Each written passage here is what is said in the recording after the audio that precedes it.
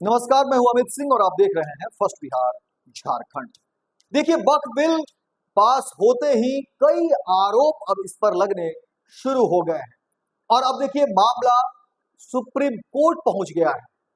पूरे देश में देखिए विपक्षी पार्टियां जहां वक्फ बिल के खिलाफ सुर में सुर मिला रही हैं, तो वहीं अब आंदोलन की भी बात कही जा रही है। तो दूसरी तरफ देश के मुसलमान अब वक्फ बिल के खिलाफ आंदोलन की तो बात कर ही रहे हैं, साथ ही साथ सुप्रीम कोर्ट में इस लड़ाई को लड़ने की बात कही जा रही है और इसको लेकर के पूरे देश में घमासान मचा हुआ है। वक्फ बिल के पास होते ही देखिए अब लड़ाई बड़ी कही जा रही है, क्योंकि मामला सुप्रीम कोर्ट और सड़क दोनों तरफ कहा जा रहा है कि लड़ा जाएगा और इसी को लेकर के देखिए कई सारी बातें अब निकलकर सामने आ रही है। वक्फ बिल पास होने से पहले भी देखिए तमाम विपक्षी पार्टी और मुफ्ती संगठन इसको लेकर के कहते थे कि देखिए ये धार्मिक मसला है, इससे छेड़छाड़ नहीं किया जाए। और अब देखिए वक्फ बिल पास होते ही कई सारी बातें सामने निकलकर आ रही है।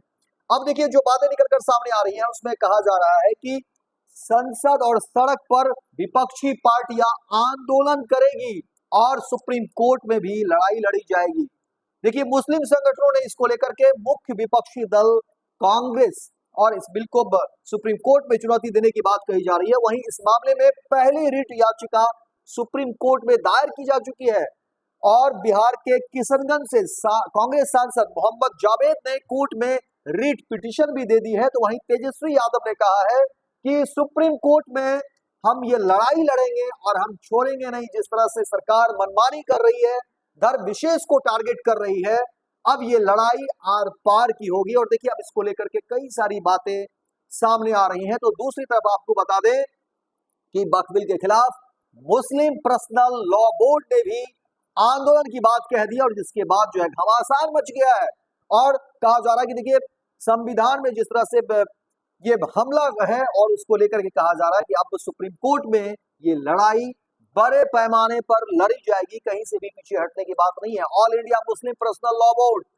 AIMPLB वक्फ संशोधन बिल को वापस लेने की मांग के साथ पूरे देश में आंदोलन करने की बात कही जा रही है।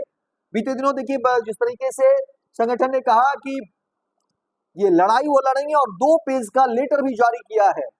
All India Muslim personal law board ने कहा कि हम सभी धार्मिक समुदाय आधारित और सामाजिक संगठनों के साथ मिलकर राष्ट्रव्यापी आंदोलन करेंगे। यह अभियान तब तक जारी रहेगा जब तक कि संशोधन पूरी तरह से निरस्त नहीं हो जाते हैं। और all India Muslim personal law board ने कहा कि वक्फ संशोधन बिल इस्लामी मूल्यों, धर्म और शरीयत, धार्मिक और सांस्कृतिक स्वतंत्रता, सांप्रदायिक सद्भाव और भारतीय संविधान के आधारभूत ढांचे पर गंभीर हमला है।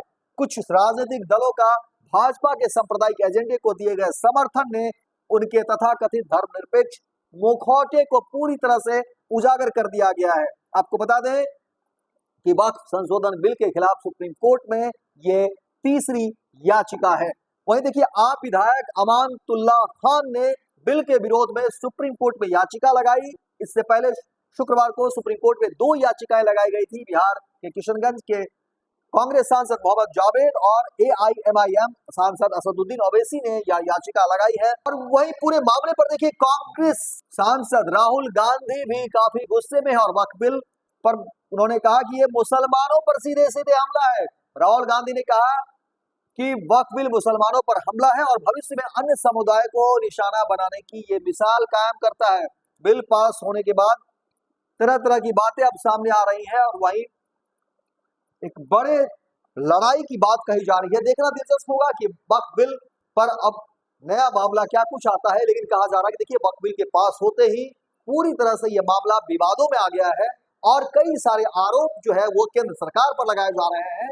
और केंद्र सरकार के समर्थन में जो भी पार्टियां हैं, चाहे वो चंद्रबाबू नायडू हो या फिर मुख्यमंत्री नीतीश कुमार या फिर चिराग पासवान और हिंदुस्तानी आवाम मोर्चा के जीतन राम मांझी, ये चारों ऐसे सहयोगी हैं जिनके ऊपर भी सीधे सीधे आरोप लगा रहे हैं और इनके दलों से भी नेता साथ छोड़ रहे हैं, इस्तीफे की पेशकश कर रहे हैं।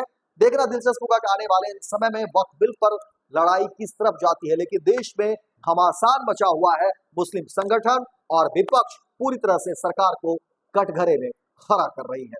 फिलहाल इस खबर में इतना ही। दीजिए इजाजत, लेकिन दिन भर की तमाम खबरों को देखने के लिए आप देखते रहिए first Bihar Jharkhand. Panorama group, जो सोचता है वो करता है।